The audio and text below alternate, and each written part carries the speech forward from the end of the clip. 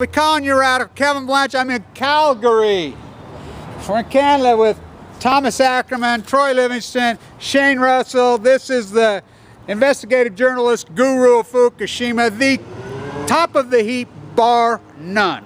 Believe me, I know. I've ate, sleep, drink this from the day it happened, beyond ate, sleep, drink it. This is the quintessential visual artist. I don't know what he's got in his mouth there. Thomas Ackermann. And the keyboard activist, Troy Livingston, who's done incredible, great work. They both live here, these two. I'm up here. And we want to just, show people that our activism is more than a face on YouTube. We're more than just a keyboard. We're more than that. We're real people. We're people that are trying to fight for our children and our grandchildren and the truth and the humanity of it, because Fukushima is giving people cancer in droves. What do you think, Shane? Well, I know lots of people that are my age that have died since Fukushima's happened, so I know firsthand that that's going on. Troy? I'm an evacuation of Vancouver, British Columbia, where I used to live. I moved here because the precipitation is less. In 2011, I had two friends that both lost their children in their sleep, that didn't even know each other. And Canada blamed the parents. They said it was bad parenting. Then we find out afterwards that there's a 35% increase in baby mortality on the west coast of British Columbia. I evacuated. I'm now in Calgary. And if you're on the west coast and have children, you should too. Yeah, I think it's very important. Troy told me that he says he tasted the metallic taste in his mouth, which in the early days I would get literally hundreds, if not thousands of phone calls. I gave him my phone number from day one.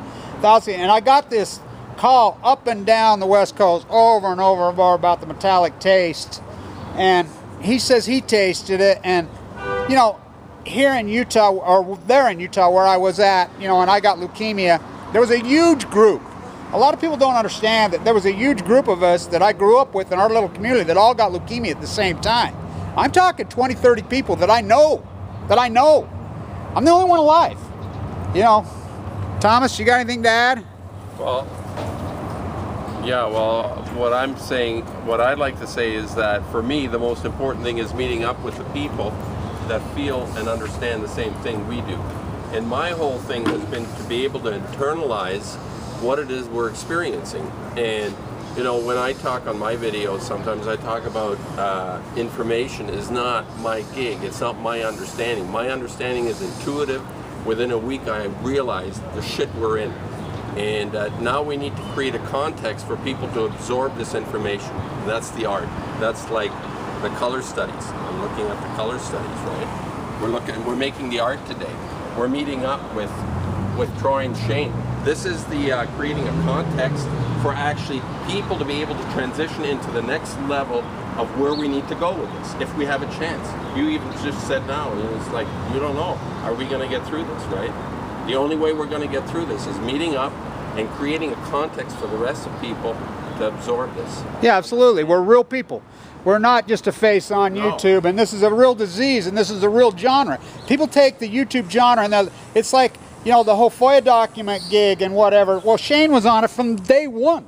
From day one, he called me. I remember the day he called me, and he started telling me this information, and we had these conversations, and I could tell he was all in, eat, sleep, drink it. And then somebody turned me on to Troy's Facebook page, and I could say, hey, these are real people with real information who have really intimate stories about their belief system as far as their children goes.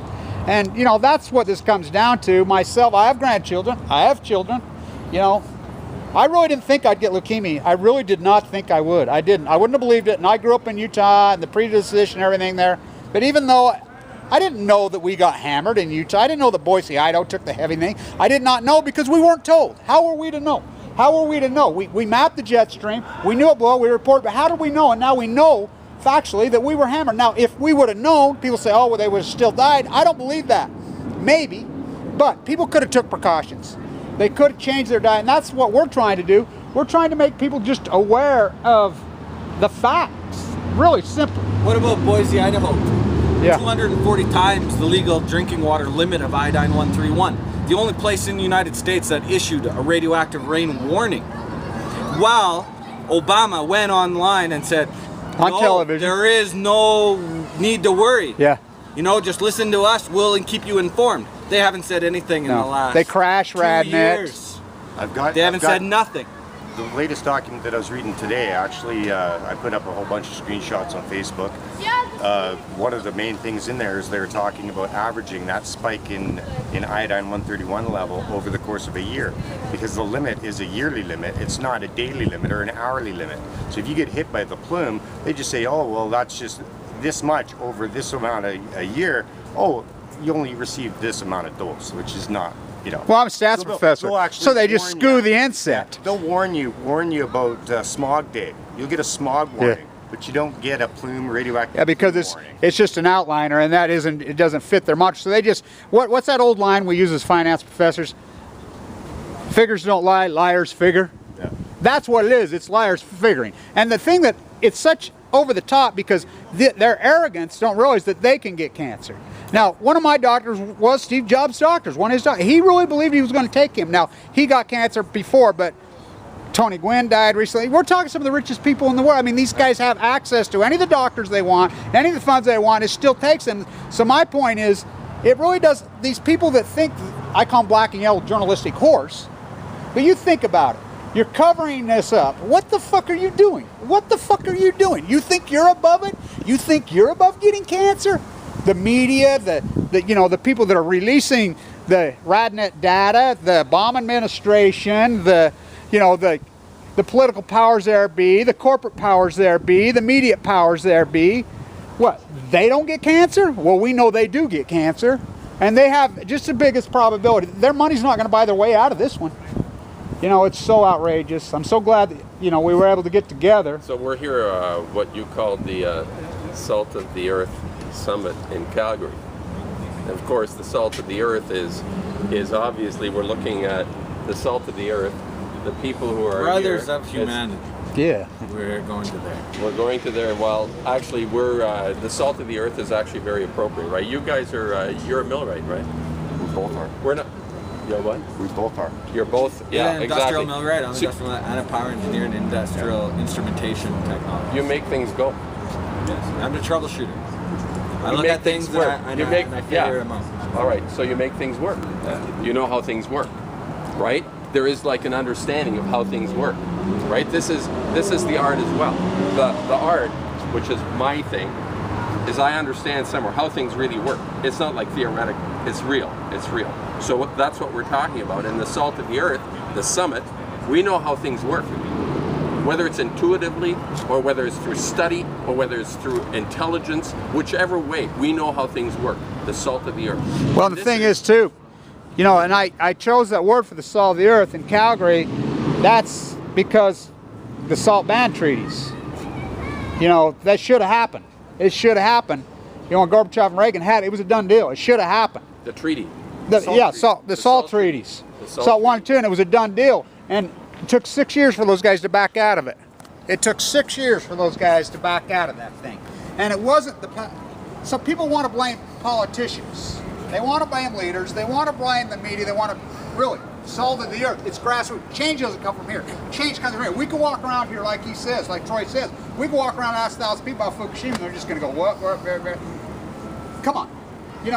We need to, as a people, as the salt of the earth. We're the ones that are going to change things, and we're doing it. I know we get impatient, and we get sad, and we get broke down because the change doesn't happen faster, but it's only been, what are we on now, since Fukushima?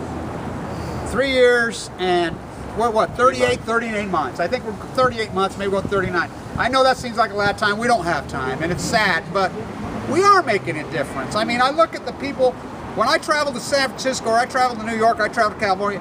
You were with me, Ackermann. I was Nobody wanted to even hear a word out of us, and back then. But the last trip there, people just flocked to me. That's all they want to talk about. When I'm in San Francisco, restaurants, whatever, that's all anybody wants to talk about.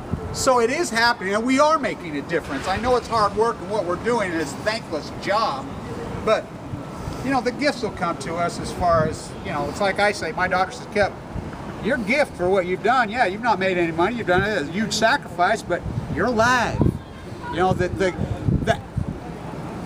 The salvation is life itself.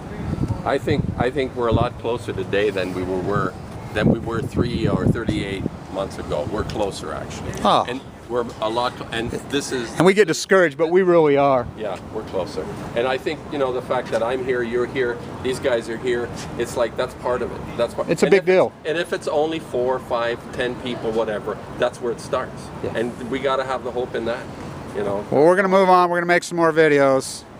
You know, anything you guys want to add, Shane? No, I'm good.